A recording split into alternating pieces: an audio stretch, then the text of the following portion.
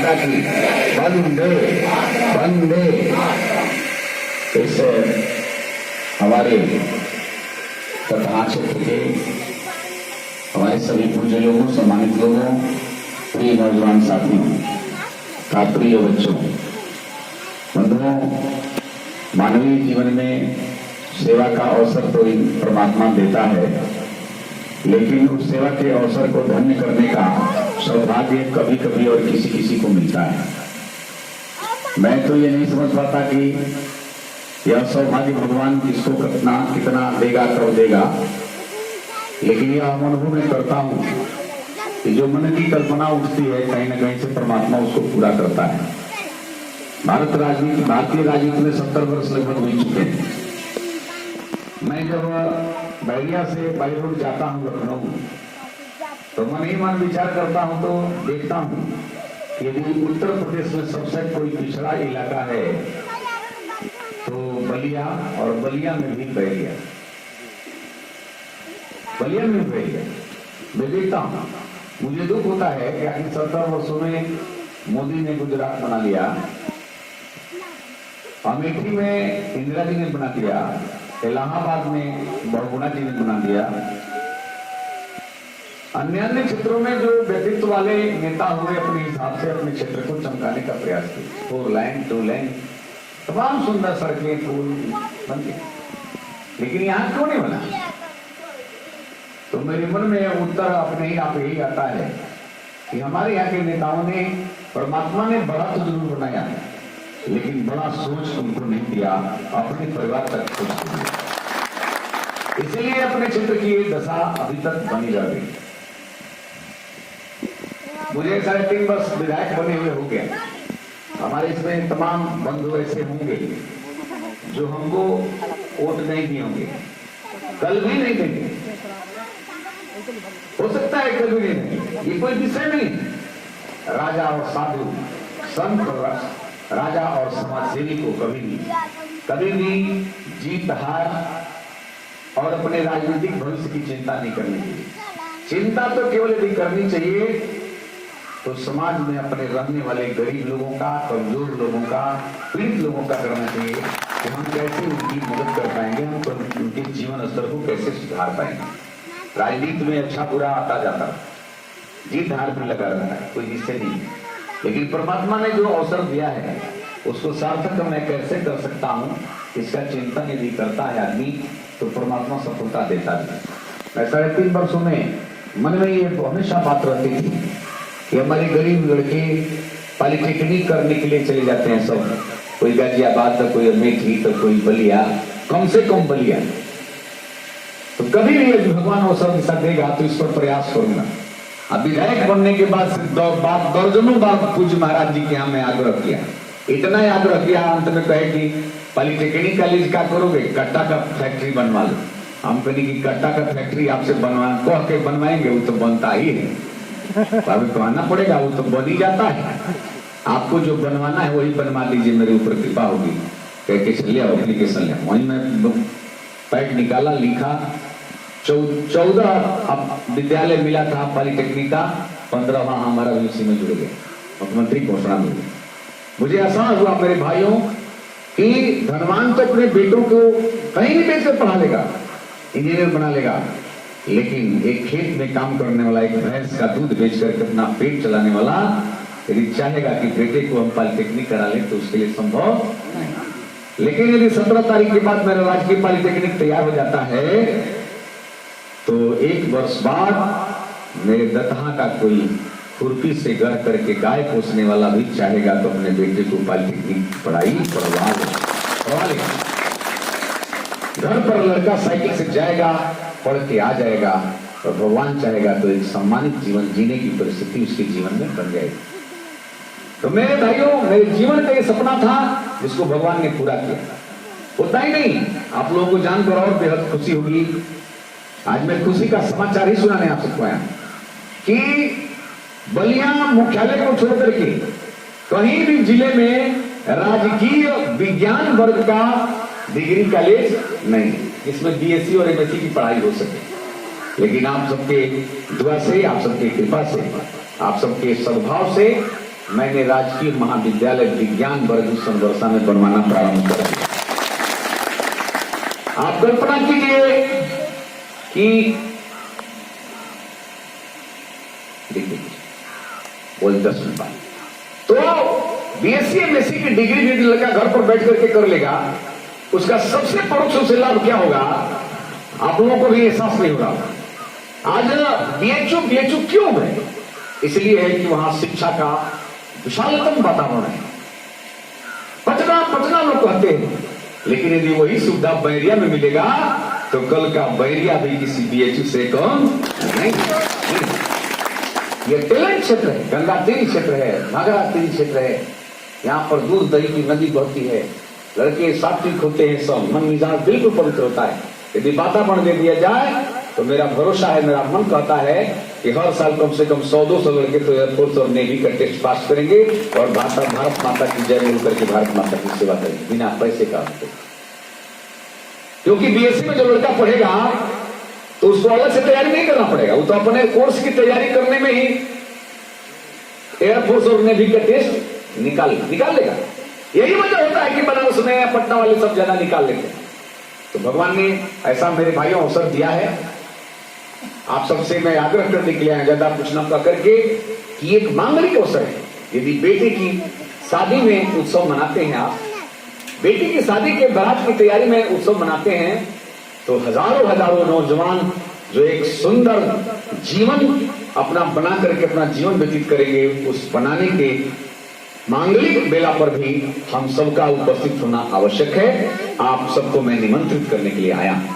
एक द्वाबा का उत्सव मनाया जाए कि जिसको आदरणीय चंद्रशेखर जी नहीं करा पाए, जिसको आदरणीय भोला पांडे जी नहीं करा पाए, जिसको आदरणीय कोई भी हमारे सम्मानित आदरणीय सुभाष जी नहीं करा पाए, जिसको हमारे आदरणीय भरत सिंह जी नहीं करा पाए, जिसको आदरणीय हमारे अंचल जी नहीं करा पाए, जिसको अन्याय कोई भी हमारा भाई नेता नहीं करा पाया, उस अवसर को भगवान ने मुझको दिया है। तो उस मांगलिक बेला के आप भी साक्षी बनिए, यही मैं आग्रह करने के लिए आया हूं मेरे भाई।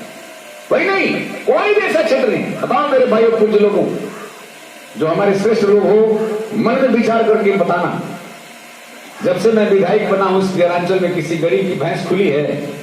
बोलो, खुली है? तो बताओ असली भाई, असली गांठ कौन है? असली रक्षक कौन है? जो भैंस जो है पिकअप पर लदवा के भेजवा देता था वो है? बोलिए। जो भैंस जो है ट्रक पर लाद करके गरीब का भैंस 3 वर्ष तक खुरपी चला करके उसका परवरिश करने वाली महिला, उस दिन उसका सीना क्या कहता होगा, छाती पीट करके रोती थी। बेटी की शादी के लिए भैंस पोसे थे, वो भी जो है पापी लेकर के चला गया। राजा का धर्म होता है कि अपने राज्य की प्रजा यदि खुद खलिहान में भी सोई है तो सुबेरे जगते समय अपना लोटा भी, अपने अरिवन भी अपना आराम से पावे, तब ये जो है राजा का असली राज्य होता है। मैंने कोशिश किया है और इस विषय पर किसी से मैं समझौता करता भी नहीं।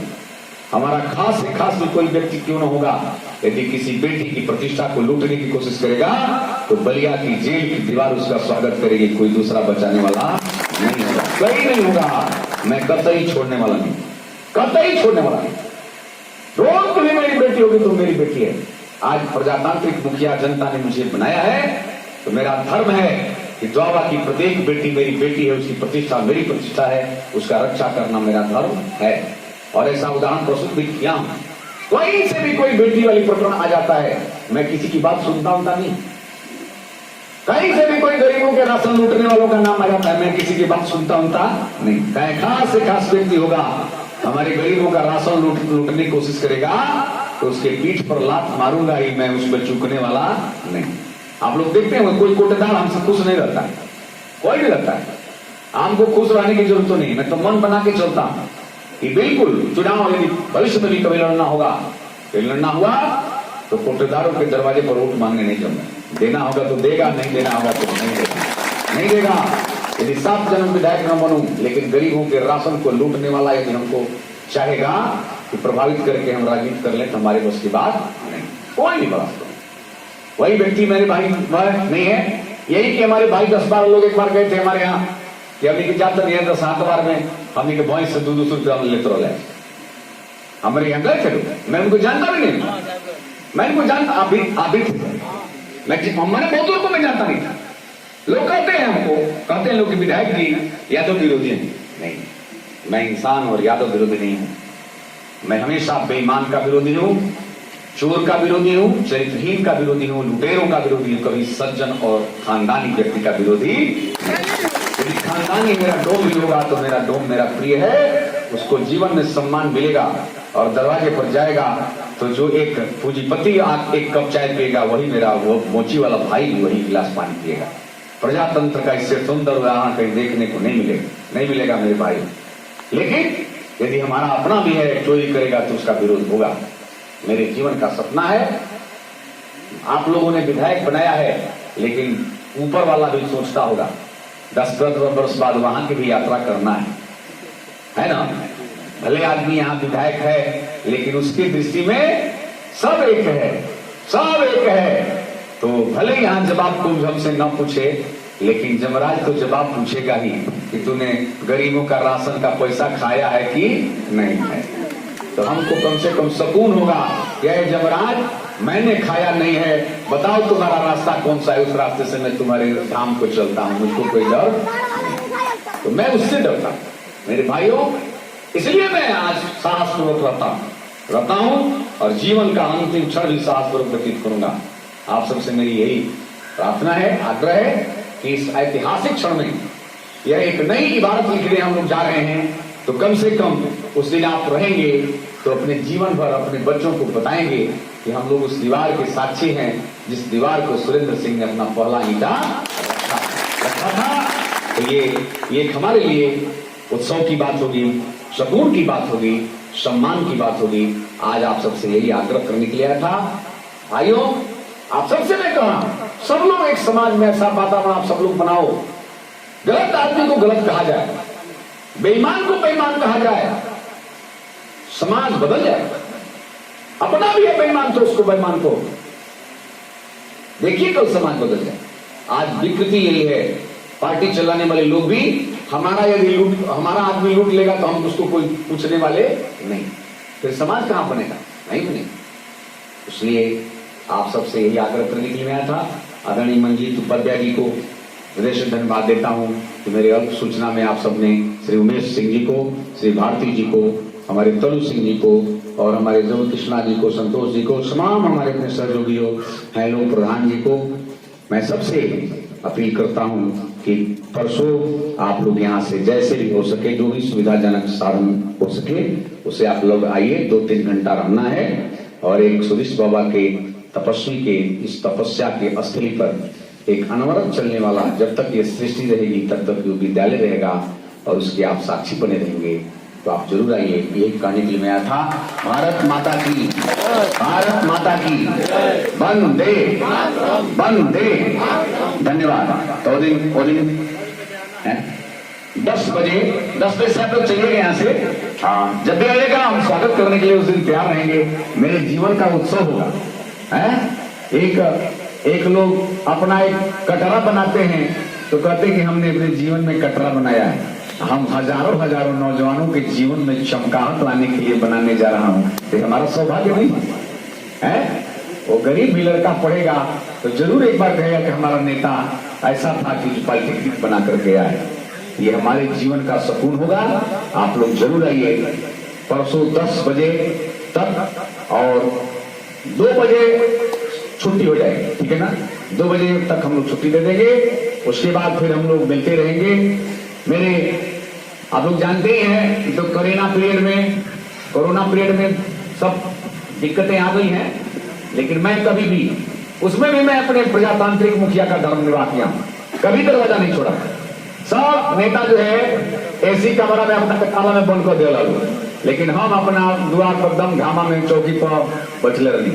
कोई नहीं कह सकता है कि जो कोई भी गरीब हमारे दरवाजे पर 4 महीने में हमारे दरवाजे पर गया हो, यदि मुंह खोला है तो जरूर उसकी सेवा किया, जरूर सेवा किया। एक मुठ्ठी सत्तू से ही किया हूं, लेकिन किया हूं तो अपने मुखिया का धर्म मैं निर्वाह करता हूं। तो आप लोग भी अपने मुखिया को बल प्रदान करने के लिए जरूर परसों धन्यवाद।